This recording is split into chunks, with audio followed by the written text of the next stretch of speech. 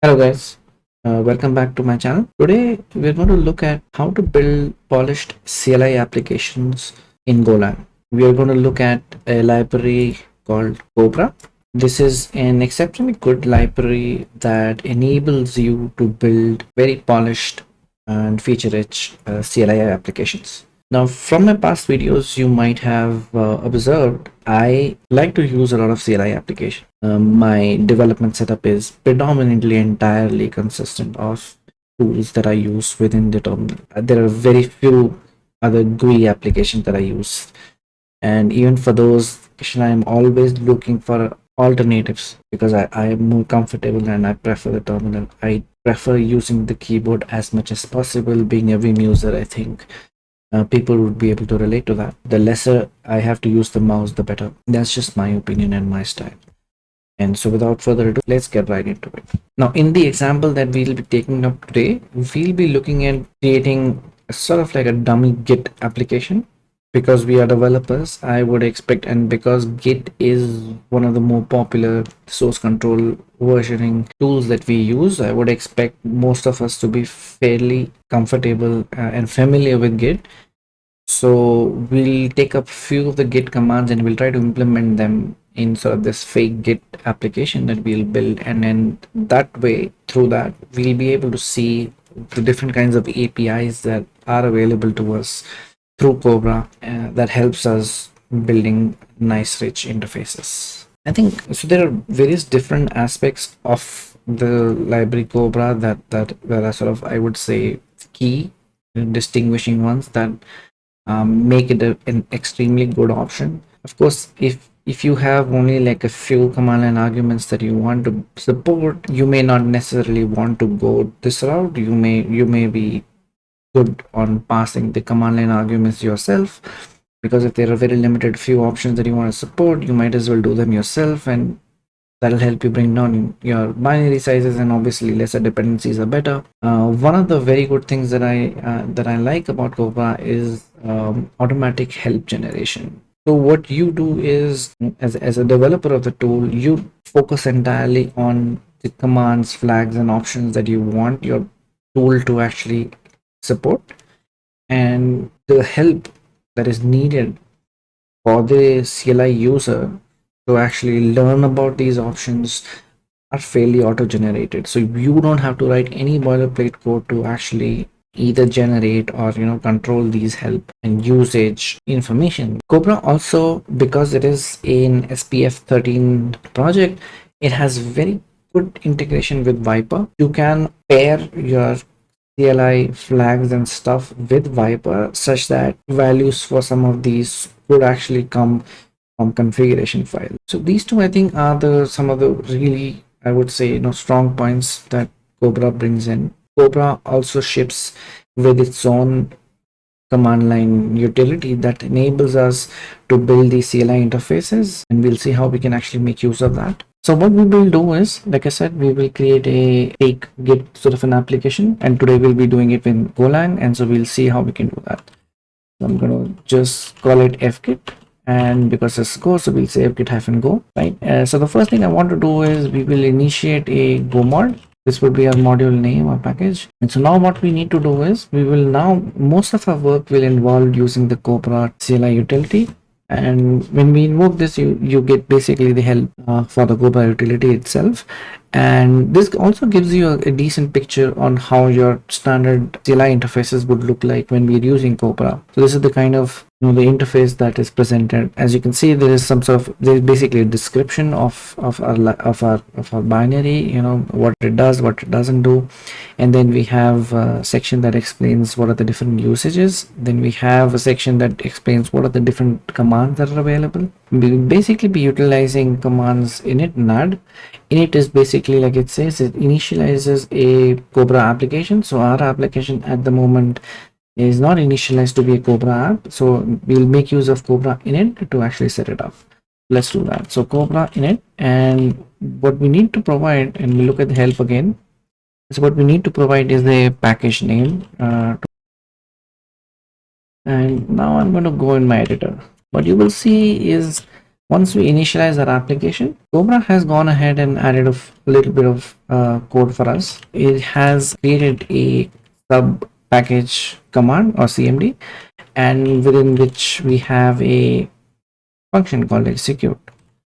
And so when we go to the command package, you will see that the command package essentially has a bunch of boilerplate. The main thing is that we instantiate a root command. Now this command, this represents the base command, which is called without any subcommands, right? When you just basically execute the binary of your tool, this is the one that will be executed, and so the description and everything that we see for our tool would come from this.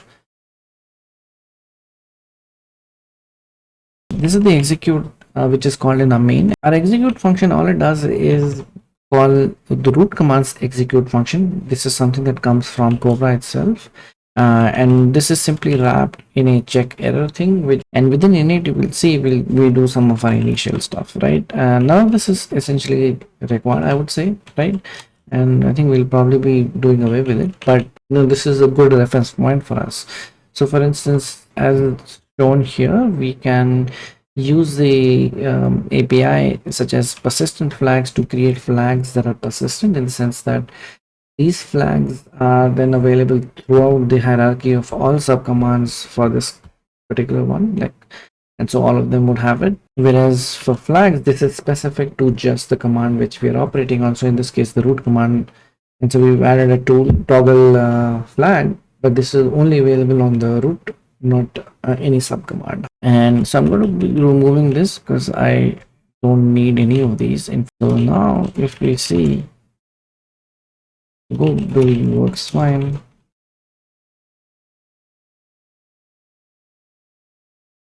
As you can see, this now basically shows us this thing, and if you were to say help, it gives us this. H gives us this. So this is our root.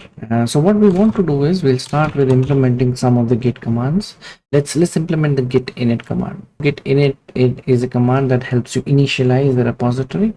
And so what we want to do is we will say add, and then we can actually look at the help for add.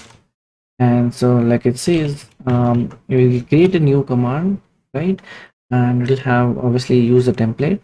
But then when we create a command, we can define, okay, who the parent of that command is. And by default, obviously any command we add, the parent would be root command. However, since they can be hierarchy, you can actually cherry pick and say, okay, this so and so is going to be a parent for this command. And so that way you can define the entire hierarchy of commands that you may need. So right now we will basically create the init command. Let's go to our init, and as you can see here, essentially it just simply generates, creates, instantiates an init command with some basic information for help, and then the run function is the key, and this is where we'll actually be doing stuff pertaining, which is to this specific command. And if, for instance, let's say this command is not meant to do anything by itself, let's say it has further subcommands, then we don't need the run.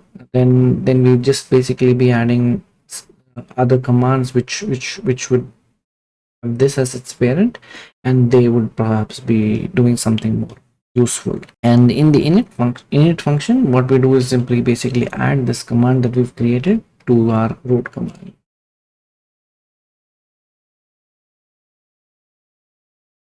Now, as you can see, the help for our utility is slightly more verbose.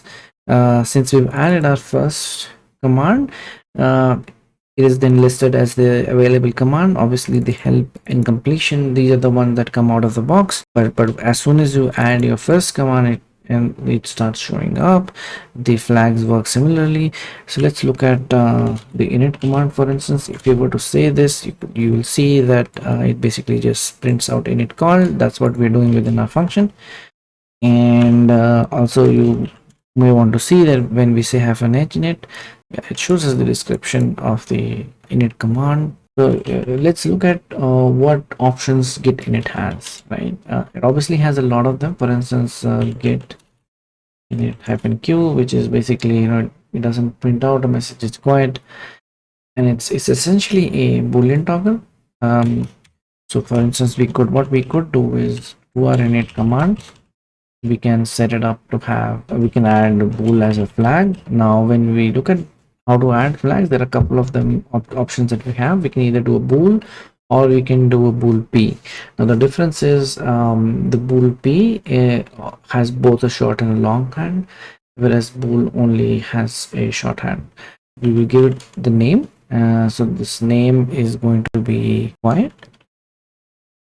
The shorthand is q, and then we give the initial value, which is false for us. Description of what this means will say be quiet. So once we add this, what we will notice is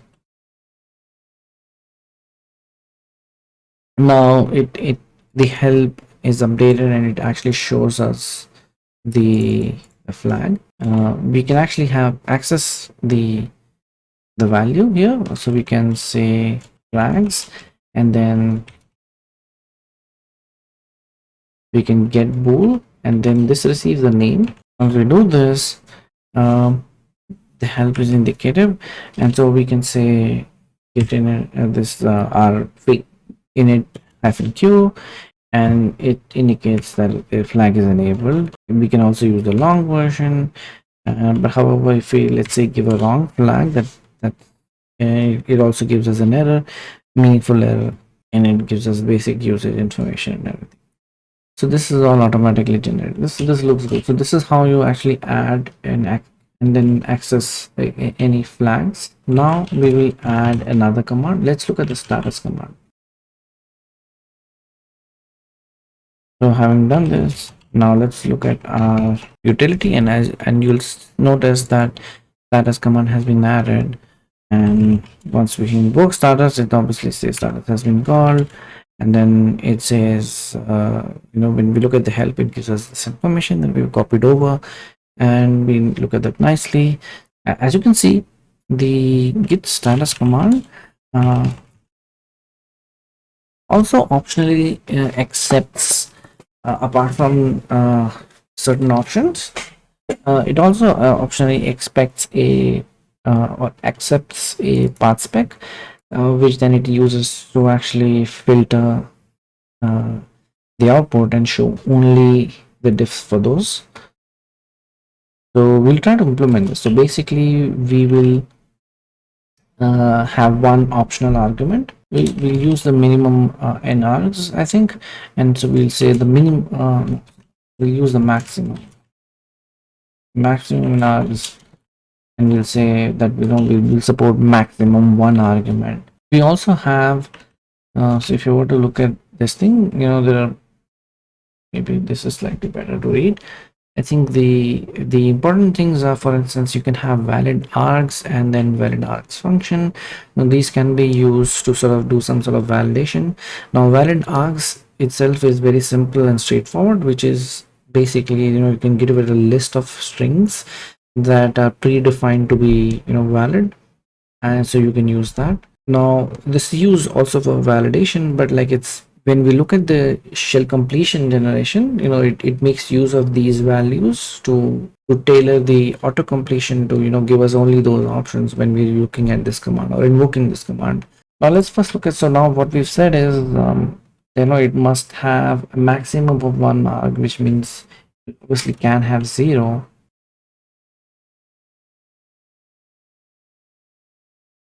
Is that it works without an argument, it works with an argument. However, if we were to give 2 arguments, it says that we accept at most 1, however we receive 2, so it gives us an error. What we can do is to make a little bit more user friendly. What we will say, we can give a few examples. AB is obviously wrong. Now let's just look at others, and then let's just look at the help. So you can see this, the examples are also listed. As you can see, the run command, the run actually gives us a list of args as well. Now since we've defined this as a validation, we are kind of already assured that this args, the list of args that we receive here, will at most have one element, and so you don't necessarily have to do any kind of extra validation within your run itself. Cobra itself can do that validation for you. So here, we can simply say, okay, so if he just invokes -h, if he just invokes status, it just status bar. But if it's the status path, as you can see, it mentions, args path, so indicating that we did pass and get the actual argument that was passed to it. And similar to maximum in args, there are all different kinds of things available. Like, obviously you can have minimum, you can define both a maximum minimum. So this was the status command, and we saw how we can actually add an argument and also do validation. Now if you look at our application, we can see basically we've added a couple of commands, init and status. Right? We've seen how we can add flags, we've seen how we can access the values of those flags, we've seen how we can receive and validate args, and for the most part this covers 90% of the use cases. There obviously are certain other use cases where you want to do certain things, like you may have complex validations, you may have complex various flag dependencies, things like that. Another thing maybe to look at would be if we were to misspell or do a typo. Cobra also has this Levenstein distance thing where it detects how close or distant your actual command is from any of the available commands, and it gives you this helpful suggestion that did you mean this. And again, this is a very small thing, but in terms of when it comes to the user experience, this adds a lot of value. And since this is coming out of the box, this is actually awesome. So that's just for the command itself.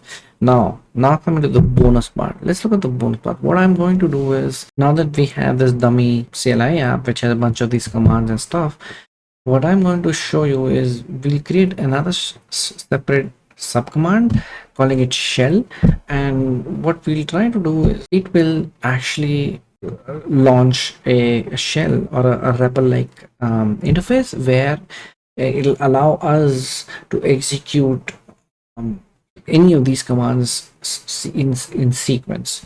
And that's something that's pretty cool. And because we'll be leveraging all of our existing command definitions, assume that it's a fairly complex one, we just straight out just leverage that and make it available within a sort of like a REPL like interface. And so I'll show you how we can do this. So we will add a command called shell. Let's do that.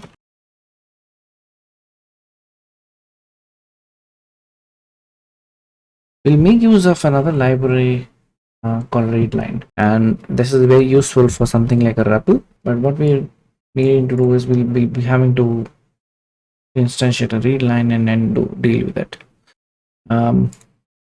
Let's do this within our run command.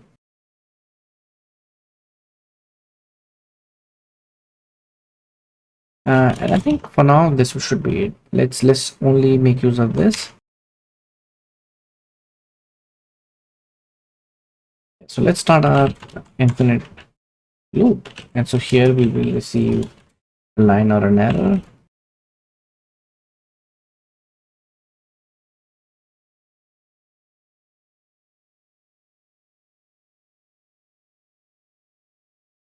Now what we will do is I have copied over some of my initial stuff. So this is a simple function that what it does is, given a command name, essentially this would be the argument, the entire command that we give on the command line. So we will receive that as a string, and then using that we can actually invoke a command. And how we can do that is we can pass it using the fields. We can actually split it into different terms, and then we can actually set these as args on our root command, and then we can then finally execute it. And this handles, there's a little bit of error handling here obviously, but this takes care of actually executing that specific command. Now in order to now the way this works is, the regular command, they are set up in a way that all these flags are somewhat basically persistent, in the sense that when you invoke a command and provide for instance, let's say the one of the boolean flags that we have, for example, right, it sets up and enables that flag, and so internally there will be a value for that flag. And so uh, and all of that works out fine, because in a regular command line application, these things work, and then you actually execute your application. You don't actually keep invoking again and again, right? So the fact that the flags got set is sort of not important. But in a shell environment, when we want to do a REPL sort of a thing, ideally we want to reset these flags every time, just so that we don't hang on to any of them. For instance, I may hit the -h flag to look at help, but then the next invocation of the command by default, because if you don't reset the flags, it will always be treated as if -h is enabled, and so it will always keep giving you the help, whereas what you wanted to do was actually execute the commands. And so for that reason, we have to do this reset thing. Unfortunately, resetting properly is a little bit more complex than I would like to be, but without going into a lot of the details of it, basically, again, I've built this reset flag function, which, given a command, it will go and reset the flags not only for the command itself, but also all its children, so that recursively we reset it for everything, and make sure that they are set back to whatever the default values for them are. So this makes sure that every shell invocation, every subsequent command that we invoke sort of starts fresh, and it doesn't have any. Once we have this, then all we need to do is we will just execute the command, and that's it. This will we have this, it compiles. Let's look at shell. As soon as we invoke the shell command, now you'll see that now we are in this sort of the shell that we have, and now I can hit help, for example. You will see that it actually gives us, invokes the help command. And so for instance, I could do help init, and so help init shows us the help for init. So this is equivalent to saying our fget go space help init, right? And instead, however, we're doing it in a sort of a REPL sort of an environment, which allows us to do this again and again. So if I say shell, it just says you're already in shell, and then it works.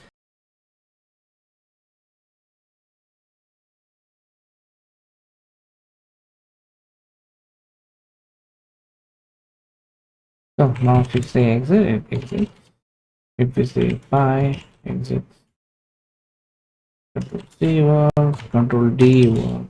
As you can see, Cobra makes it really easy for you to create really nice CLI applications with different flags and arguments, and you can do validations and everything. And your code is actually very second, right? We're only really having to express the bare minimum, in the sense of what is really relevant for us, like what we actually want to perform. When those specific commands and stuff have been invoked, the library does basically most of it for us. Also, we saw a really neat, simple way to actually slap on a sort of a REPL like interactive shell interface for your commands by directly leveraging this command hierarchy that we have. I think let's do one quick thing as well. We'll also add completion to this, because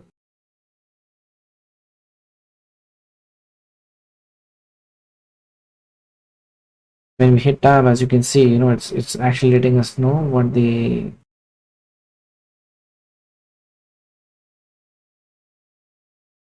for instance, now we've added the completion for help. It shows up, okay, help has all of this. We can say help in it.